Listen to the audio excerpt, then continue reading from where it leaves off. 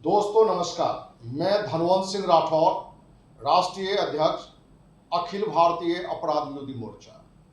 दोस्त, आज का वीडियो सफलता के दुश्मन और इस विषय पर चर्चा करने से पूर्व आपको जानकारी दें कि यह चैनल 100% गरीब कैंसर पीड़ितों के लिए समर्पित है। इस चैनल पर जो भी आमदनी होगी गरीब कैंसर पीड़ितों के सहयोग में जाएगा। अतः आप सबसे आग्रह है कि आप ये ज्ञानवर्धक वीडियो पूरा देखें, कमेंट करें, लाइक करें, सब्सक्राइब करें और ज़्यादातर से ज़्यादातर लोग में शेयर भी करें, जिससे गरीब कैंसर पीड़ितों की मदद आपके द्वारा ज़्यादा से ज़्यादा हो। दोस्त, आज हर कोई सफल होना चाहता है और बड़ा सफल होना चाहता है, बड़ी सफलता चाहता है, लेकिन आखिर क्या कारण है कि वो उस मुकाम तक नहीं पहुंच पाता है? क्योंकि आज आप किसी से भी पूछेंगे, दोस्त कैसे हैं आप, तो कोई ये जवाब नहीं देता कि मैं फर्स्ट क्लास हूं, अच्छा हूं, बहुत अच्छा हूं, झकास हूं, बिंदास हूं। हर कोई ये कहते हुए आपको मिल जाएगा कि समय कट रहा है, समय बीत रहा है। तो ये दर्शाता है कि आज कहीं न कहीं कोई भी क्षेत्र में लोग हों, अपने कार्य से जो सफलता मिलनी चाहिए वो सफलता उनके पास नहीं है। आखिर ये सफलता के दुश्मन कौन है? दोस्त, इसके जो प्रथम जो सबसे बड़ा दुश्मन है वो है ईगो, अहंकार, घमंड। क्योंकि ईश्वर भी आपके पॉकेट में दो में से एक ही रहने देते हैं। आप अपने पॉकेट में ईगो रखते हैं या पैसा। पैसा मतलब सफलता। यदि आप सफल होना चाहते हैं तो ईगो को अपने आसपास भी फटकने नहीं देना है।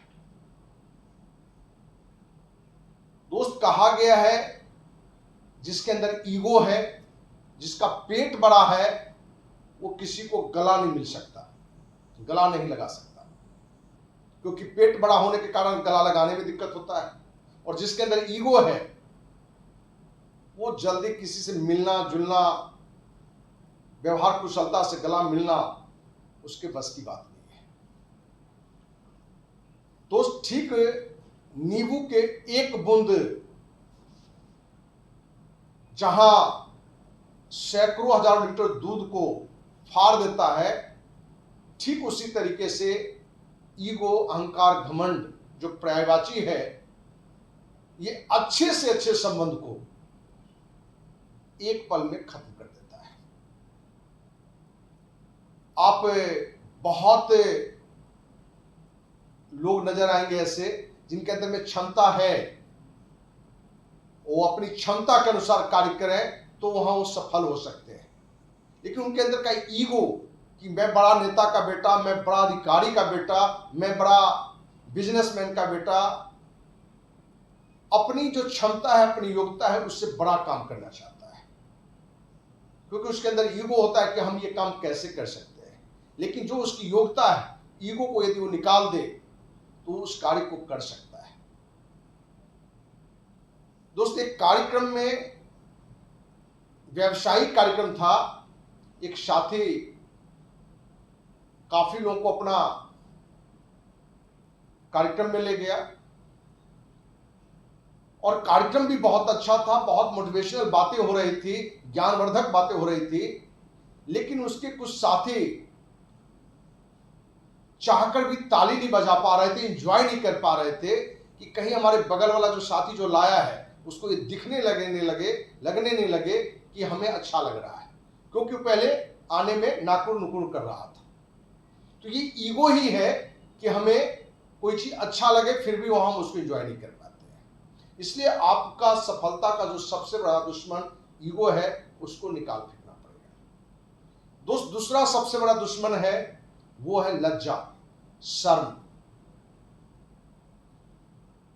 आपके अंदर जो काबिलियत है उस काबिलियत से बड़ा कर सकते हैं, लेकिन आपको लगता है कि हमारे समाज का, हमारे मोहल्ला का लोग हमें ये कार्य करते हुए देखेगा तो क्या सोचेगा?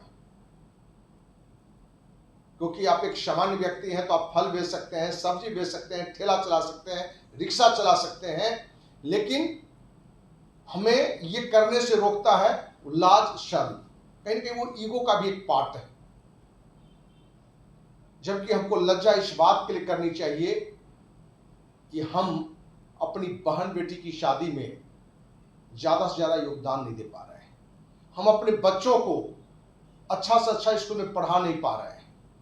तो जिस बात के लिए हमको लज्जा करनी चाहिए, शर्म करनी चाहिए, हम उस बात के लिए नहीं करते हैं। लेकिन किसी काम को करने में हमारे अंदर वो लज्जा आता है कि हमारे लोग क्या कहेंगे।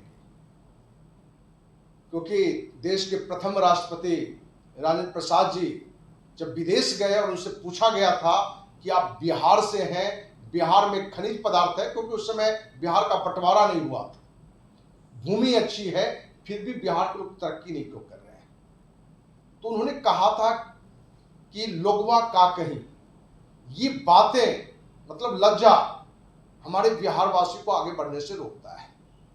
तो दोस्त, आपका सफलता का जो दूसरा सबसे बड़ा दुश्मन है वो है लज्जा, शर्म। इसलिए उसे निकाल फेंकना है। और जिस बात के लिए शर्म करनी चाहिए, लज्जा करनी, वो हमें देखना है कि हम अपने बच्चों को बड़े अच्छे स्कूल में कैसे दें, बहन बेटी की शादी में बड़ा से बड़ा योगदान कैसे दे सकें, कोई समाज की कार्य है उसमें अपना तरफ से बड़ा से बड़ा योगदान दे सकें, उस बात के लिए हमको ध्यान रखनी चाहिए। तीसरा, शंका। दोस्त, ये एक ऐसा शब्द है जो पूरे जीवन के मिठास को जहर बना सकता है। पति पत्नी में सिर्फ ये शंका हो जाए कि उसका किसी से अफेयर है, क्योंकि आज आप पेपर में, मीडिया में आप देखते होंगे कि छोटी छोटी बातों पर पति पत्नी का संबंध खराब हो जा रहा है, तलाक हो जा रहा है, इससे भी बड़ी घटना घट जा रही है। या आप किसी भी व्यवसाय में, किसी भी परीक्षा में आपको ये शंका बना रहेगा कि हम पास होंगे कि फेल होंगे, तो आप उस एनर्जी से कार्य नहीं कर सकते। जब आपके अंदर का शंका खत्म हो जाए कि नहीं, हम तैयारी कर रहे हैं, आईएएस बनना चाहते हैं, आईपीएस बनना चाहते हैं, राज्य लोकसभा की तैयारी करें, डॉक्टर बनना चाहते हैं, इंजीनियर बनना चाहते हैं, और आपके अंदर जब तक ये शंका रहेगा कि हम अच्छे डॉक्टर नहीं बन सकते, अच्छे व्यापारी नहीं बन सकते, हम अधिकारी नहीं बन सकते, तो आप जिस एनर्जी से आप मेहनत करते, वो एनर्जी से आप मेहनत नहीं कर पाते हैं। इसलिए आपके अंदर यदि किसी कार्य के प्रति शंका होगा तो दोस्त, आप सफल नहीं हो सकते। इसलिए रिश्ते को मजबूत रखने के लिए, किसी भी क्षेत्र में सफल होने के लिए, आपके अंदर जो सफलता का जो तीसरा सबसे बड़ा दुश्मन है वो शंका है, जिसे आपको निकाल फेंकना पड़ेगा। चौथा सफलता का जो दुश्मन है वो है लक्ष्यहीन होना।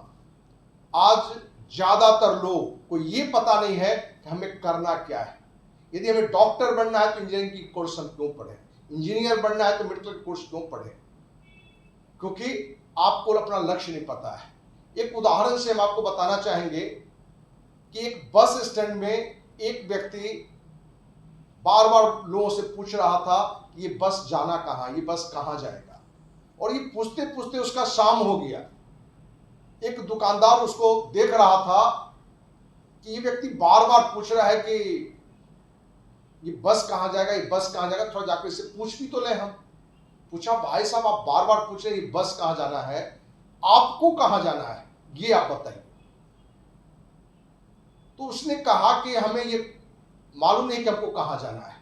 तो कहा कि आप किसी भी बस पर बैठ जाइए। तो क्योंकि आज ज्यादातर लोगों की स्थिति ये है कि उसे खुद नहीं पता है कि हमको जाना क्या है, हमको करना क्या है, बनना क्या है।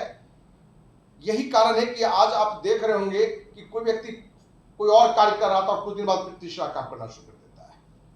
तो कहीं ना कहीं हमारे अंदर में लक्ष्यहीन है होना भी एक सफलता का बड़ा दुश्मन है। पांचवा जो सबसे बड़ा दुश्मन है वो है बड़ा सोच का भाव। आपका सोच जैसा होगा उसी के हिसाब से आपकी सफलता होगी, आपकी रिजल्ट होगा। क्योंकि आपके सकारात्मक सोच होंगे या नकारात्मक सोच होंगे, उसी पर आपके डिपेंड करते हैं।